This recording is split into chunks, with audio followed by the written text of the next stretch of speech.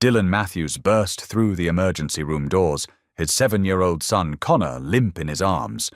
Sweat soaked through Dylan's wrinkled work shirt as Connor's fever burned at 103 degrees.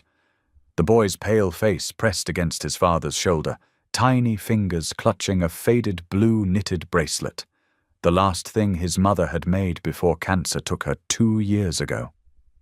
Dylan's sneakers squeaked against polished hospital floors as he stumbled towards the reception desk, panic tightening his chest. Then Connor's head lifted weakly, his glazed eyes focusing on something across the crowded waiting room. A woman in an immaculate black suit strode past with commanding presence, her heels clicking against marble like a metronome of authority. Hospital staff stepped aside instantly, murmuring, "Dr. Bennett," with hushed reverence. Connor's small finger rose, pointing directly at her, with startling certainty. "Daddy," he whispered, his voice barely audible above the hospital chaos. "That's Mommy." The woman stopped cold, her eyes locked on the faded blue bracelet in Connor's hand.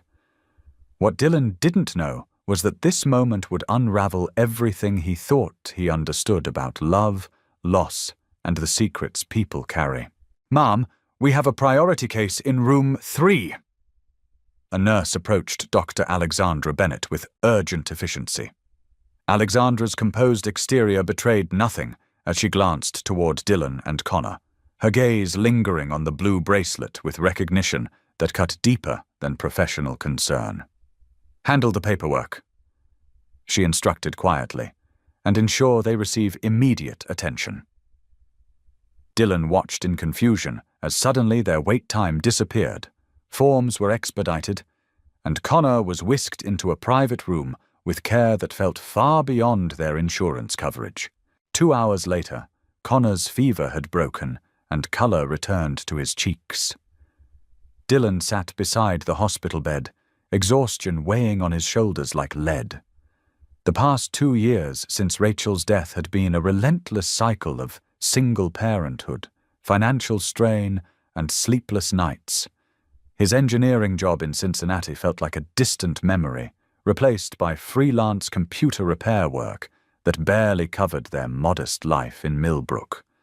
Mrs. Patterson, their elderly neighbor, had watched Connor grow from a grieving 5-year-old into a resilient 7-year-old who still asked questions about heaven. "Your son mentioned his mother made that bracelet." Alexandra's voice broke through Dylan's thoughts as she appeared in the doorway. Her authoritative demeanor had softened into something more personal, more vulnerable. "It's beautiful craftsmanship." Dylan's fingers unconsciously moved to the bracelet around Connor's wrist, the familiar texture bringing both comfort and pain. "Rachel made it during her final weeks," he said quietly, his voice catching on her name. "She said every stitch was a hug for when she couldn't be here anymore." Alexandra stepped closer, her professional mask slipping further. "Rachel," she repeated softly, as if the name held weight she couldn't quite hide. "She sounds like she was an extraordinary woman."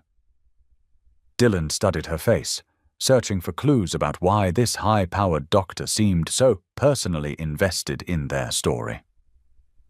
"Connor's never pointed at a stranger and called them Mommy before," he said carefully, watching for her reaction. "It's almost like he recognizes you."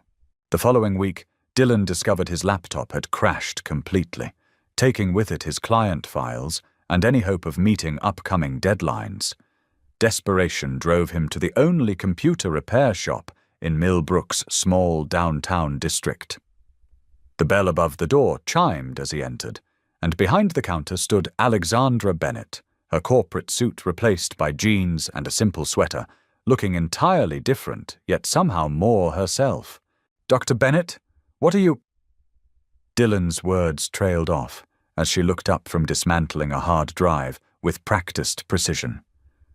"Just Alexandra here," she said with a gentle smile that transformed her face completely.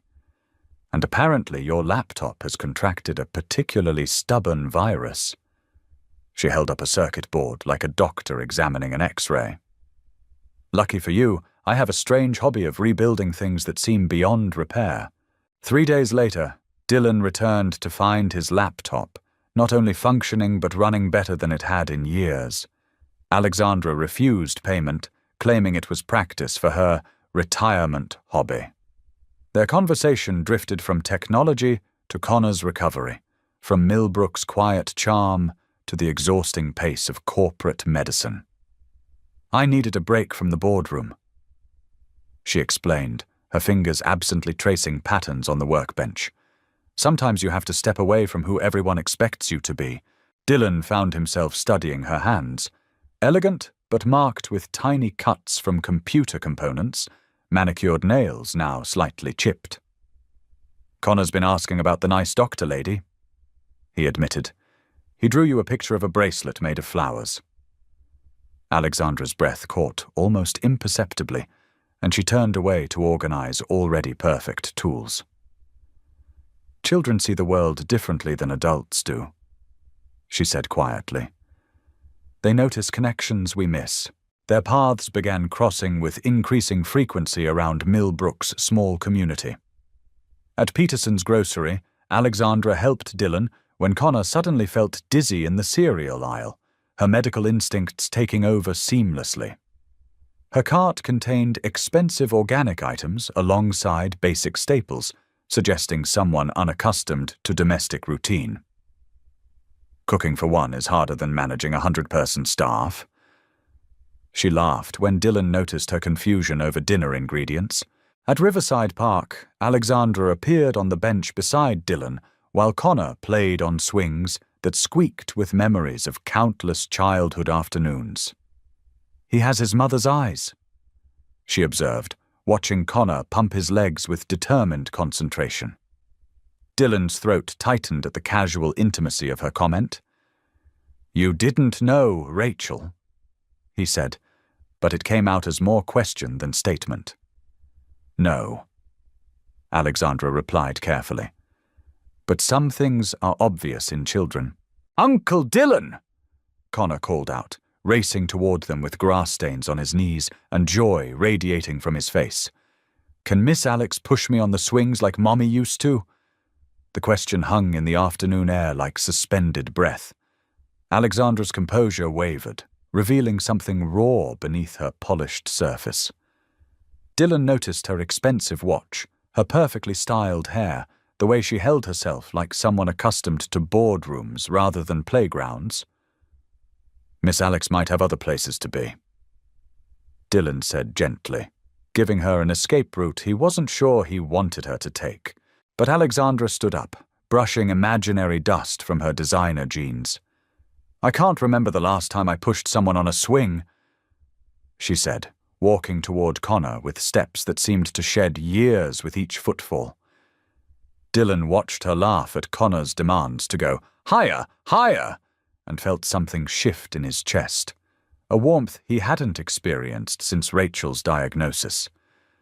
Yet questions lingered like shadows at the edge of his consciousness, growing longer as evening approached. Connor's art project at school required parental assistance, and Dylan arrived to find Alexandra already there, wearing a volunteer badge and helping children with intricate yarn weaving. "Miss Alex knows all about making things with string," Connor announced proudly, holding up a colorful pattern that looked remarkably sophisticated for second-grade work. Dylan watched Alexandra guide small fingers through complex knots with patience that seemed to come from deeper experience than casual volunteering. "How did you learn such detailed crafts?" Dylan asked as they walked to the parking lot afterward. Alexandra's step faltered slightly, her practiced smile not quite reaching her eyes. "Online tutorials," she said quickly. "You can learn anything on the internet these days." But Dylan noticed the way her fingers moved automatically through the motions, muscle memory that spoke of years rather than recent hobby exploration.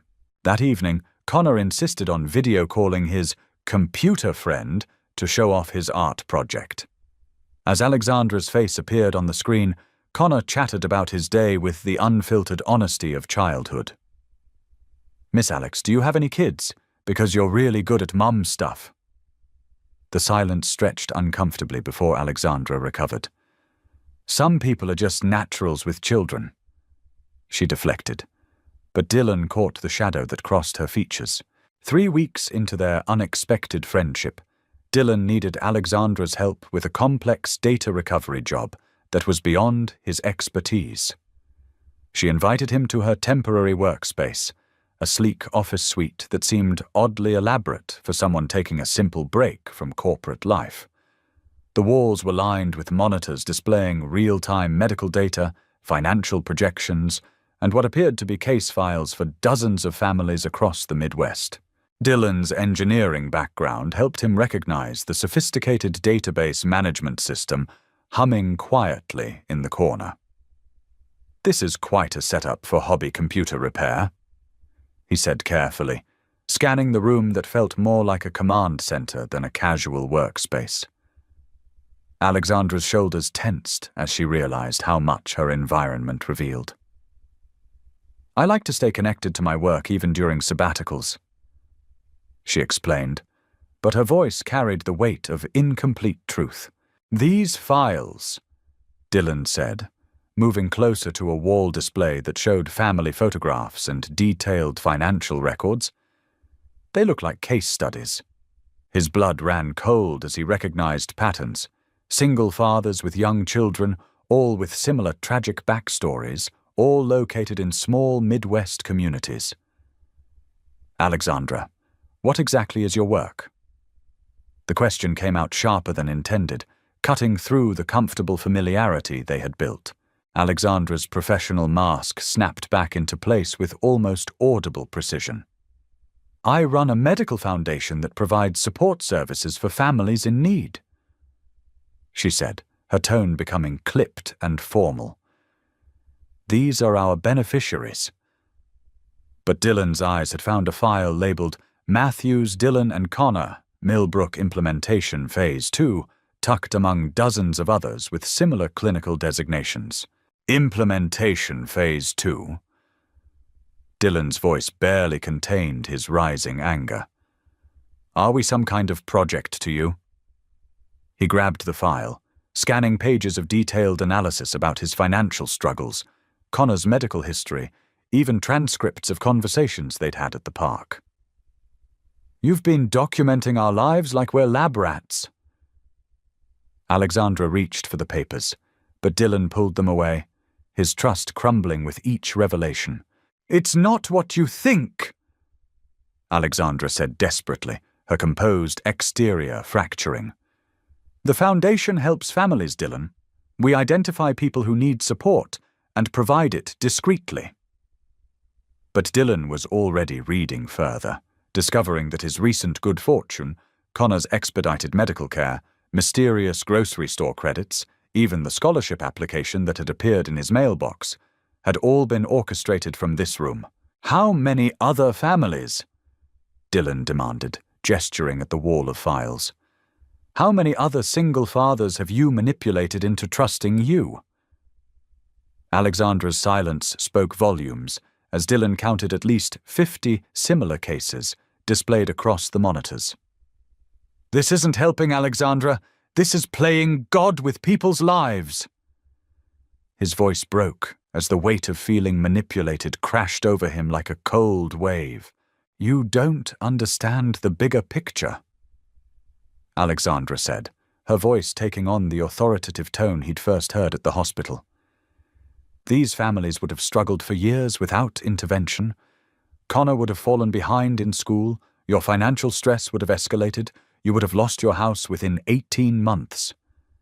Her clinical assessment of his life felt like emotional surgery without anesthesia.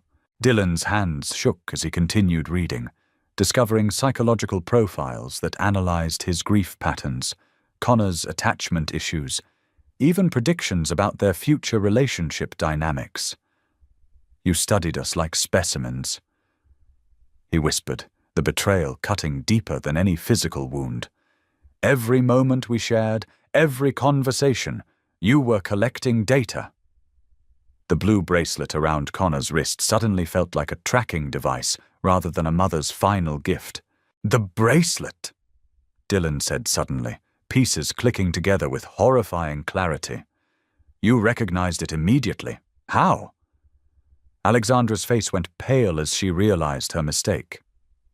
You've seen it before, haven't you? In your files? In your research?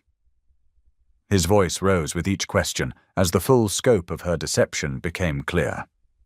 Senator Patricia Thornfield's arrival at Alexandra's office that evening changed everything. The imposing woman in her 60s carried herself with the confidence of someone accustomed to reshaping lives with phone calls and checkbook signatures. Dr. Bennett, your little social experiment ends now, she announced, flanked by two men in expensive suits who radiated corporate authority. The board has voted. Patricia continued, placing a legal document on Alexandra's desk with theatrical precision. Either you return to Pittsburgh immediately to oversee the Morrison medical merger, or we expose your guardian angel network to federal investigators for operating an unlicensed social services organization. Her smile carried the sharp edge of someone who enjoyed wielding power over others. Dillon stood frozen in the doorway, overhearing conversations that revealed layers of deception he hadn't imagined. Patricia's voice cut through his shock. Mr. Matthews, you should know that Dr. Bennett has conducted identical experiments with 3 other single fathers in the past 5 years. Each relationship followed the same pattern: analysis, intervention, emotional manipulation, then abandonment when she grew bored. Photographs scattered across the desk showed other men, other children, all bearing striking similarities to Dillon's situation. James Crawford from Detroit, Michael Torres from Indianapolis, Robert Klein from Toledo. Patricia enumerated like a prosecutor presenting evidence. All single fathers, all with young children, all targeted after family tragedies. All eventually discarded when Dr. Bennett's attention moved to newer subjects. That's not true, Alexandra protested, but her voice lacked conviction. Those cases were different. The foundation helped those families achieve stability before transitioning out. But Patricia's laugh held no warmth as she revealed bank records showing substantial payments to each family after Alexandra's departure. Money that looked suspiciously like hush money or guilt payments. Dillon felt nauseous as the pattern became clear. She collects broken families like art pieces, Patricia said with clinical detachment. Studies them, fixes them up, then moves on to the next interesting case. You were simply her latest acquisition, Mr. Matthews. The words hit like physical blows, each one dismantling the connection Dillon had thought was genuine. Alex. Dillon said quietly, using the intimate name Connor had given her. Tell me this isn't true. Tell me that what happened between us was real. But Alexandra's silence stretched too long, her inability to meet his eyes confirming his worst fears. The woman he had begun to love was nothing more than a researcher studying his family's dysfunction. I gave you my trust. Dillon continued, his voice breaking with raw emotion. I let my son get attached to you. Connor draws pictures of you, talks about you constantly, asks when you're coming for dinner again. Tears threatened as he thought about having to explain another abandonment to a child who had already lost so much. Patricia's assistant produced a legal agreement with Dillon's name already typed in. Sign this non-disclosure agreement and accept $2 million in compensation, Patricia said matter-of-factly. In exchange, you agree to relocate outside Ohio and never contact Dr. Bennett again. The check sat on the table like a bribe, its zeros representing the price Patricia placed on Dillon's silence and Connor's heartbreak. This isn't about money, Dillon said, pushing the check away with disgust. This is about my son believing in someone who was never real. He turned to Alexandra one final time, searching her face for any sign of the woman he thought he had known. Connor's going to ask why Miss Alex doesn't visit anymore. What am I supposed to tell him? That his feelings don't matter to people who can afford to buy their way out of consequences? Alexandra finally found her voice, but the words came out hollow and corporate. "Dylan, you have to understand that the Foundation's work is bigger than individual relationships. We've helped hundreds of families achieve stability they never could have reached alone." Her justification sounded rehearsed, like talking points from a board presentation rather than human emotion. "Stability built on lies isn't stability at all," Dylan replied, his anger crystallizing into cold resolve. "You want to know what I'm going to do with your guardian angel network? I'm going to expose it. Every family, every manipulation, every calculated intervention. People deserve to know when their lives are being treated like case studies." The threat hit its mark as Patricia and Alexandra exchanged worried glances. "Mr. Matthews," Patricia said with strained patience, "you would be destroying a system that genuinely helps vulnerable families. Your vindictive actions would harm the very people you claim to protect." But Dylan was already walking toward the door, his decision made with the clarity that comes from complete betrayal. "Connor deserves better than being someone's research project," Dylan said over his shoulder. "And those other families deserve to know the truth about why their lives improved so mysteriously." The sound of his footsteps echoed in the sterile office as he left Alexandra surrounded by the machinery of her deception, her face finally showing the cost of treating human hearts like data points.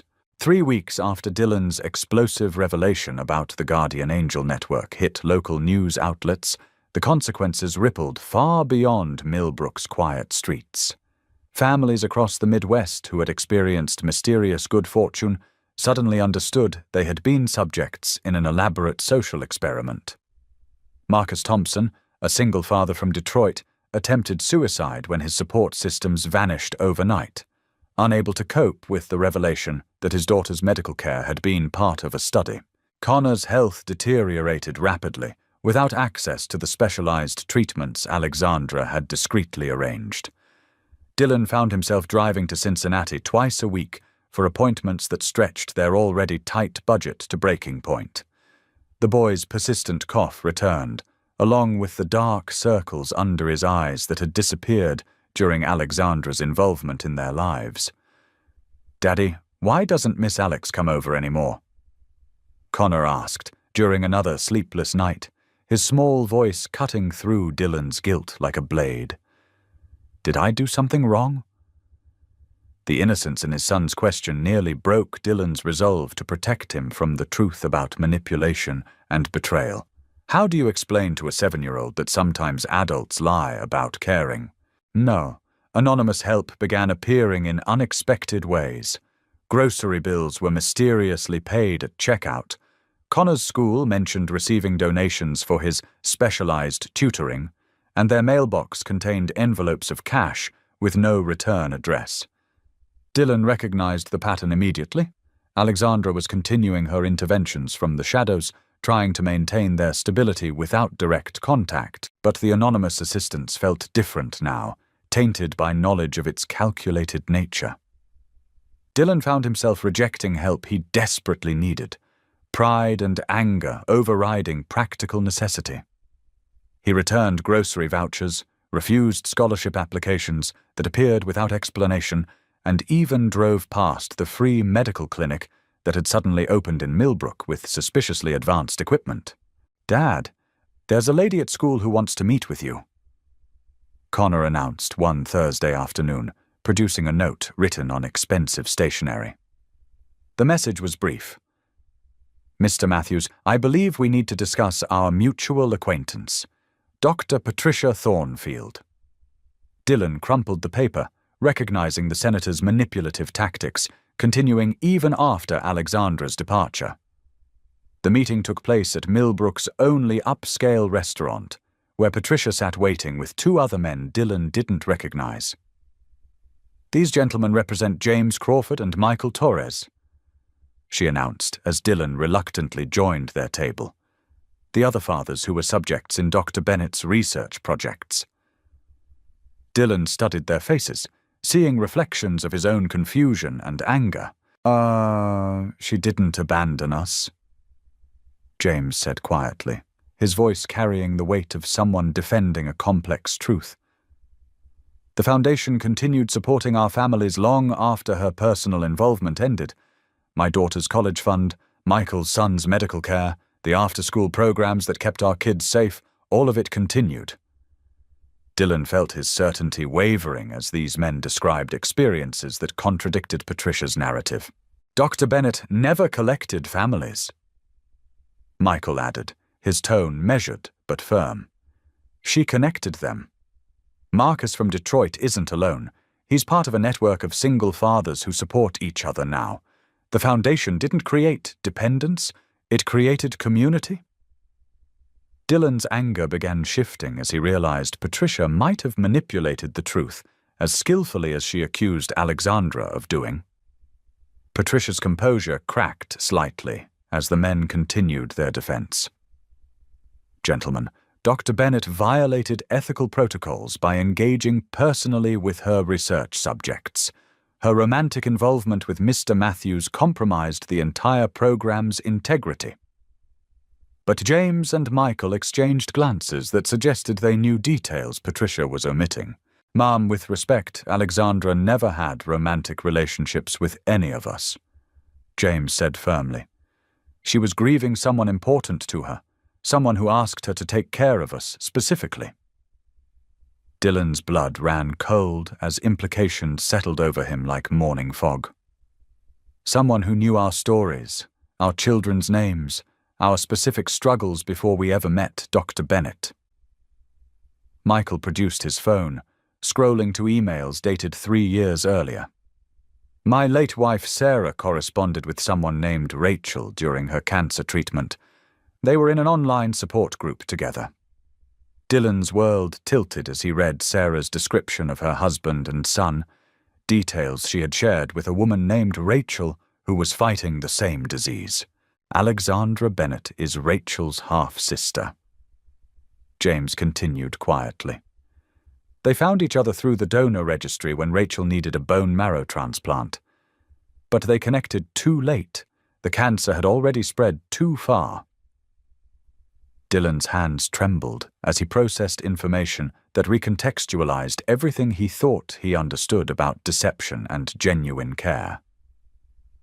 Rachel asked Alexandra to watch over the families she had met online. Michael explained, showing Dylan more emails from his wife. Not as research subjects, but as a promise to dying women who worried about their husbands and children. The weight of betrayal began shifting in Dylan's chest, transforming into something more complex and painful. Patricia's face had gone ashen as her carefully constructed narrative collapsed. "That's impossible," she stammered, but James was already showing Dylan video calls between Rachel and Alexandra from 18 months before Rachel's death. Dylan watched his wife's face on the screen, discussing Connor's love for knitted bracelets and Dylan's struggle with single parenthood after her eventual passing. Rachel knew she was dying. Alexandra's recorded voice said gently through the phone's speaker. She wanted to make sure Dylan and Connor would have family even after she was gone. Not charity, not research subjects. Family. Dylan's vision blurred as he watched his wife nod enthusiastically, planning for a future she knew she wouldn't see. The revelation hit Dylan like a physical blow. Alexandra hadn't manipulated their meeting or manufactured their connection. She had fulfilled a dying woman's final request to love her family when she could no longer do it herself. Every moment of care, every intervention, every gentle gesture had been Rachel's love channeled through her sister's hands. The Guardian Angel Network wasn't about collecting families, Michael said softly. It was about honoring the final wishes of women who died too young to finish raising their children. Dylan thought about Connor's immediate recognition of Alexandra at the hospital, the boy's certainty that she was somehow connected to his mother, the childlike faith that had seen truth adults missed. Patricia stood abruptly, her authority diminished by revelations she hadn't anticipated. "The board will still demand Dr. Bennett's return," she said stiffly, but her words carried less conviction now. personal motivations don't excuse professional improprieties. But Dylan barely heard her, his mind reeling with the magnitude of love that had orchestrated their lives from beyond death. Connor's severe asthma attack struck without warning on a Tuesday evening, sending Dylan racing through rain-slicked streets toward Millbrook General Hospital. By the time they arrived, Connor's breathing was so labored that Dylan carried him directly to the emergency room, bypassing normal check-in procedures with parental instinct overriding hospital protocol. Alexandra appeared in the emergency room doorway as if summoned by invisible forces, her professional demeanor immediately taking charge of Connor's care. "Get me a pediatric nebulizer and call Dr. Harrison for a respiratory consult," she ordered, her hands already checking Connor's vitals with practiced precision. Dylan watched her work with grateful terror, knowing his son's life hung in the balance. Hours later, Connor slept peacefully in a hospital bed while Dylan and Alexandra sat in uncomfortable chairs that had witnessed countless vigils. "I know the truth now," Dylan said quietly, his voice hoarse from hours of fear and revelation. "James and Michael told me about Rachel, about the promise you made to her." Alexandra's composure finally cracked completely, tears flowing freely for the first time since their crisis began. "I never wanted to deceive you," she whispered, her professional mask dissolving into raw vulnerability. "But I was terrified you would see me as a replacement for Rachel, rather than someone who loved you both independently." Her hands shook as she continued. "The foundation exists because I couldn't save my own mother when I was Connor's age. Helping other families heal meant healing something broken in myself." Dylan reached across the space between their chairs, covering her trembling hands with his own. "Rachel chose well," he said simply. She knew Connor would need more than financial support. He would need someone who understood how to love a child without trying to replace his mother. The weight of misunderstanding lifted from both their shoulders like morning mist clearing from a familiar landscape. "I disbanded the network when Patricia threatened to expose everything," Alexandra admitted. "But the families still needed support, so I've been continuing individually, trying to honor Rachel's wishes without the organizational structure." Her sacrifice became clear. She had given up her life's work to protect the people she had promised to help. "Marcus called me yesterday," she continued quietly. "He's doing better now that he understands why his life improved so mysteriously. The fathers have formed their own support group, checking on each other's children, sharing resources and advice. They don't need the foundation anymore. They've become family to each other." Connor stirred in his sleep, and both adults moved closer to his bedside instinctively. "He asked me last week if you were his guardian angel," Dylan said softly. "I told him guardian angels don't exist, but I was wrong. Sometimes they're just people brave enough to love strangers because someone they loved asked them to. I never expected to fall in love with you," Alexandra confessed, her voice barely audible.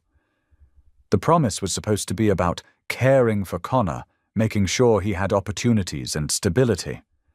But watching you parent with such devotion, seeing how you've honored Rachel's memory while building a life for your son, you became more than Rachel's family. You became mine. Dylan studied her face in the soft hospital lighting, seeing past the corporate authority to the woman who had chosen connection over career, love over logic. "Connor's been drawing pictures of 3 people lately," he said. "A tall man, a little boy, and a woman with kind eyes. When I asked who they were, he said it was our family." The simplicity of childhood wisdom had seen their truth before adults could admit it. 8 months later, autumn painted Millbrook in shades of gold and amber as Dylan worked in his expanded home office, now equipped with professional-grade computer systems that served clients across the Midwest. The sound of voices drifted from the kitchen where Alexandra helped Connor with homework, while simultaneously managing a small medical practice she had opened in downtown Millbrook's renovated historic district. Connor sat at the kitchen table teaching Jamie, Marcus's 6-year-old son who was visiting for the week, how to knit simple patterns with yarn Rachel had left behind. "You have to make the loops tight, but not too tight," Connor instructed with the seriousness of someone passing down sacred knowledge. "My mom said every stitch should feel like a hug." Alexandra watched the boys work with concentration that transformed colored thread into connections, her laptop open to telemedicine consultations with rural families who couldn't access specialized care. The integration of her medical expertise with genuine community service had created something more fulfilling than corporate medicine had ever provided. "Dad, can Jamie stay until Christmas?" Connor called out, not looking up from his careful knitting. His dad said yes if it's okay with our family. The casual reference to our family had evolved naturally over months of shared dinners, bedtime stories, and quiet Sunday mornings that felt like the life Rachel had hoped they would build. Dylan appeared in the kitchen doorway, observing the domestic scene that would have seemed impossible a year earlier. Alexandra caught his eye and smiled, the expression reaching depths that corporate boardrooms had never touched. No words passed between them, but understanding flowed like current through familiar circuits. Mrs. Patterson rocked slowly on her front porch across the street, watching golden light spill from windows that framed a family she had watched rebuild itself from grief and uncertainty. Autumn wind carried the sound of children's laughter and adult conversations that meandered through topics both mundane and profound. Connor held up a completed bracelet in rainbow colors, examining his work with critical 7-year-old eyes. "This one's for Mom's picture," he announced, walking to the living room where Rachel's photograph sat surrounded by flowers Dylan refreshed weekly. "So she knows we're all connected now, like one big knitted family. Some connections transcend explanation, existing in spaces between words where love continues its quiet work. Some stories don't require endings, only space to continue growing like autumn light that fades so gradually you don't notice darkness approaching." In Millbrook's gathering dusk, life continued with the gentle persistence of people who had learned that family means choosing to care for each other, day after ordinary day, without need for perfect understanding or final definitions.